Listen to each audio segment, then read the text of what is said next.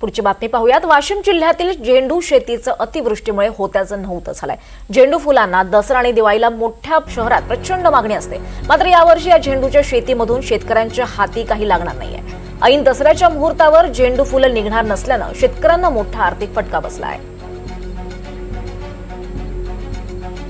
पारंपरिक पिकाला आम्ही फाटा देत आम्ही नवीन या झेंडूच्या शेतीच्या मागे लागलो आणि या झेंडूची शेती करताना आम्हाला याच्यात काहीतरी फायदा होण्याकरिता आम्ही हे नवीन एक पीक आम्ही अंमलात आणलं। या अंमलात आणून या पिकामध्ये आम्हाला काही फायदा तर नाही, पण अधिकचा तोटा, सततच्या पावसामुळे होणारं नुकसान हे आमची बाग पूर्णपणे नेस्तनाबूत झालेली।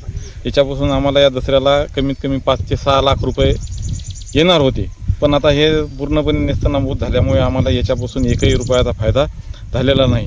तरी आम्हाला या शासनाकडून काहीतरी म्हणजे भरीव मदत तरी आम्हाला मिळायला पाहिजे, अशी आम्ही शासनाकडे विनंती करतो।